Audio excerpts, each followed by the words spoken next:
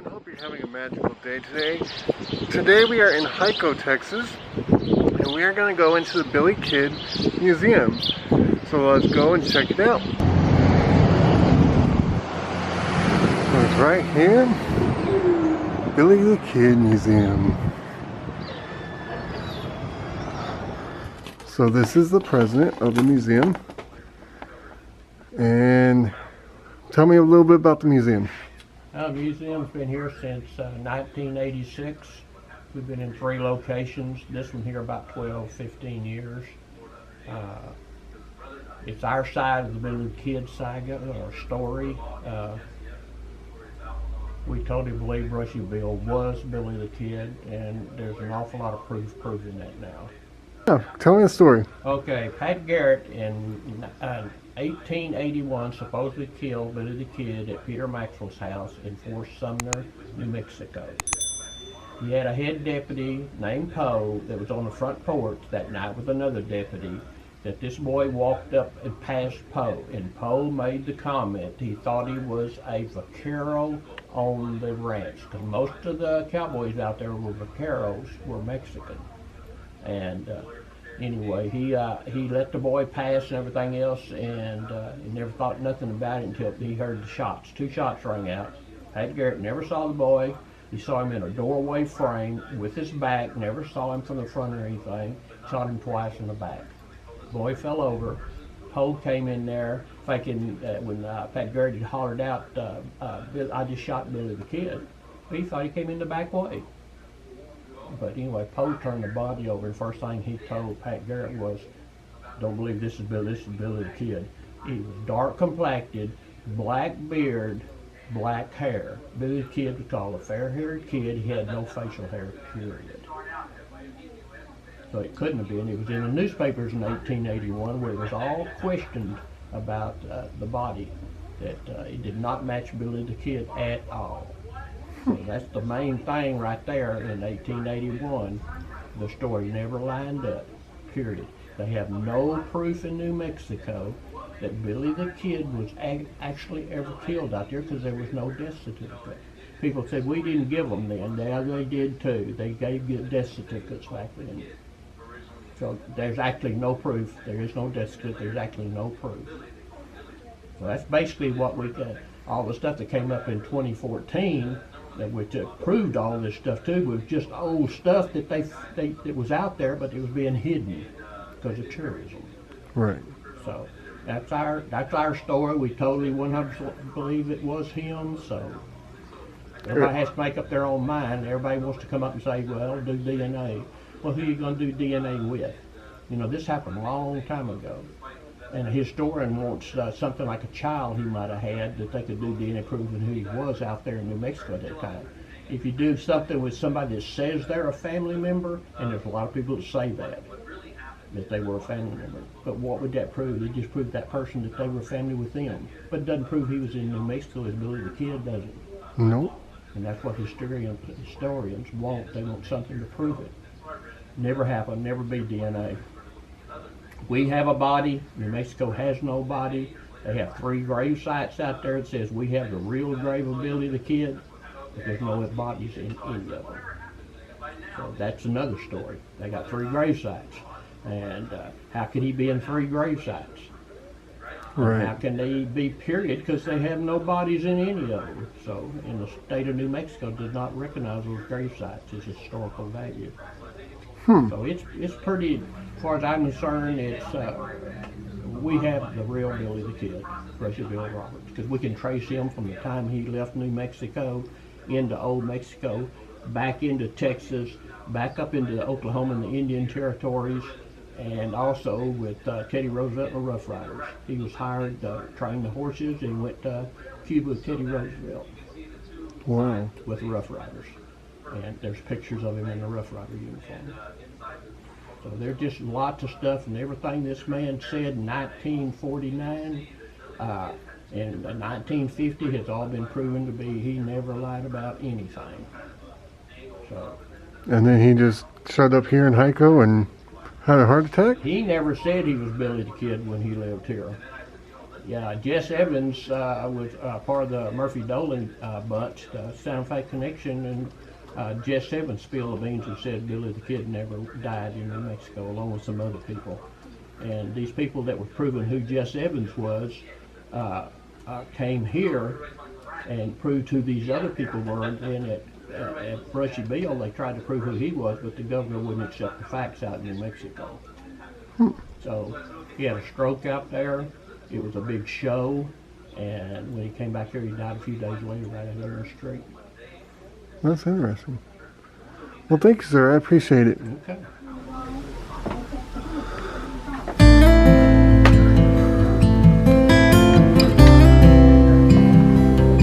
So it is a donation museum. It's a non-profit. Anything you buy, which we'll get to the gift shop in a minute, but anything you buy in here goes straight back to the museum. It's only volunteers who work here.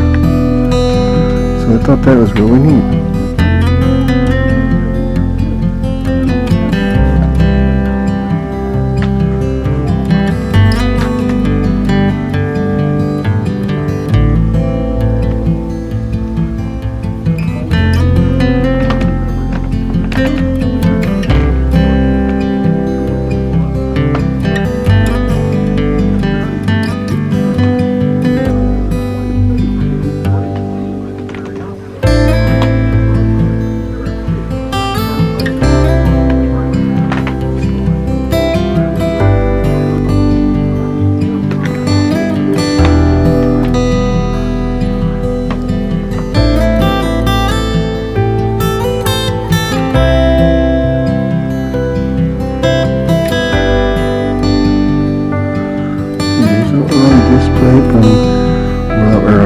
From Robert Dean.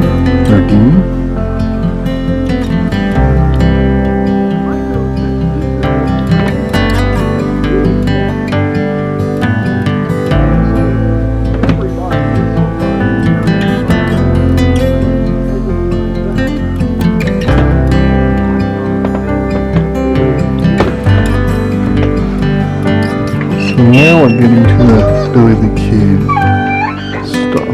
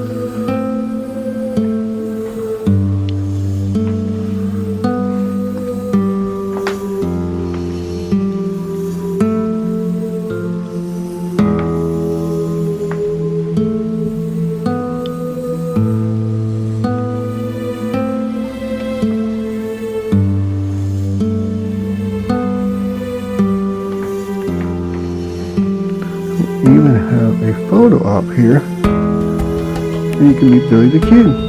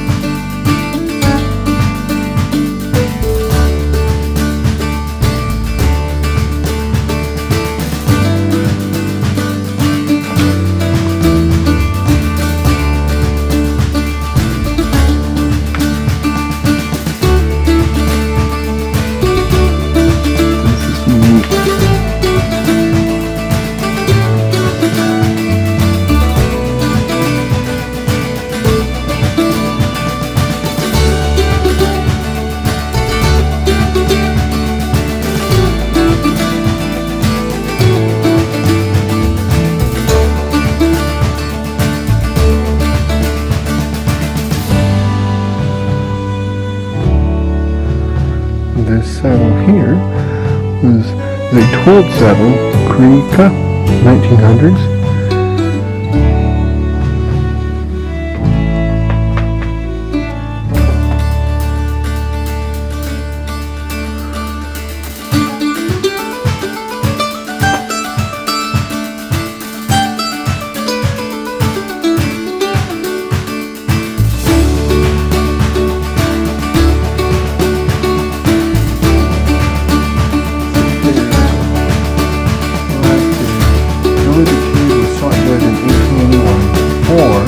Died of a heart attack becoming Hico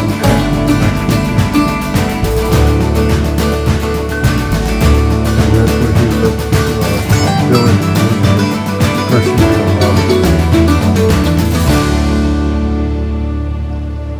which I'm thinking Brushy Bill was Billy the Kid. Not sure, go look up the information yourselves to find research. I love doing research like that, but I don't dive deep into it.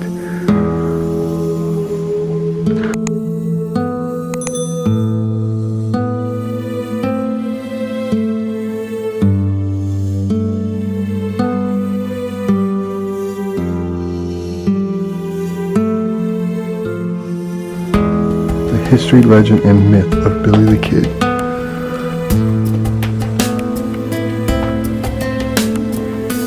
So his first criminal offense was stealing several pounds of butter from a rancher and selling it to a local merchant. He was about 14 to 15 years old. Because of his age, he received a warning from the sheriff as his only punishment. Billy was 15 when arrested for the first time in Silver City, New Mexico for stealing clothes from a laundry. At around age of 18, Billy shot and killed Frank P.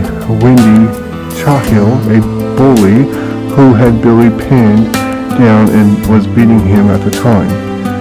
On April 1876, Billy met up with John Mackey, a known horse thief, and worked with him at this newfound occupation.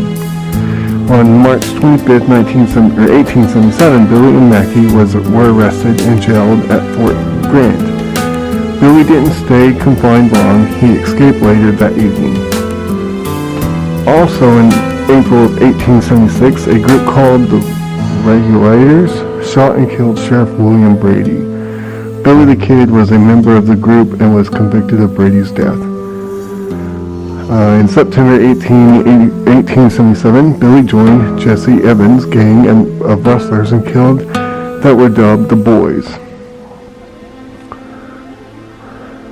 He killed a lot of people.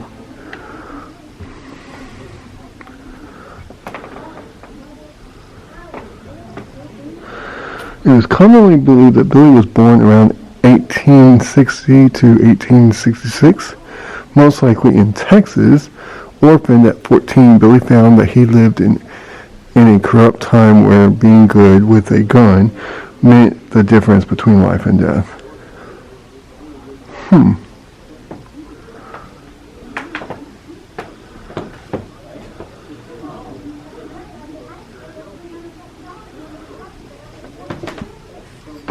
And then you got pianos here.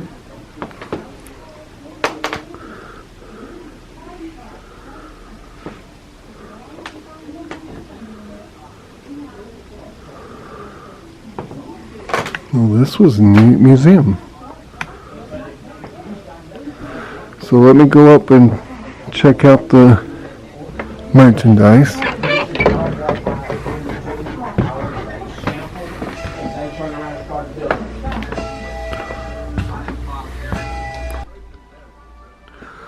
So here's what you can buy. Probably so. It was just been a stressful morning, and that was just one more thing.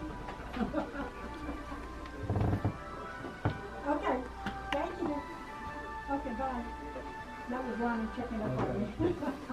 Pull the AT&T up a gear, Okay. and I like these belt buckles.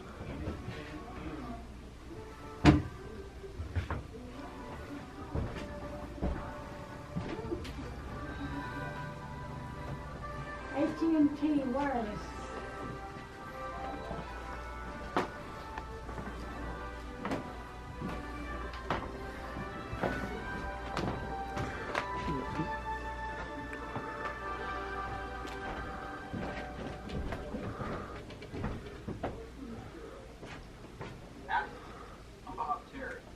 Got a whole lot of hats here. The Old West. Those few words can bring to mind many different images of people and places. Towns like Tombstone, Deadwood, and El Paso. And thoughts of gunslingers, both lawmen and outlaws. Legendary figures like Jesse James. And you got some shirts here. These are more notable than young men. So that was my day at Billy the Kid Museum, and I might come back sometime and enjoy it more and talk to him a little bit more. So he did a quick interview. It was kind of throwing on him, and so that was my day. I really enjoyed it. I think you should come out, and if you're ever in the area, and we'll check on it. All right, with that, thank you for joining me, and have a magical day.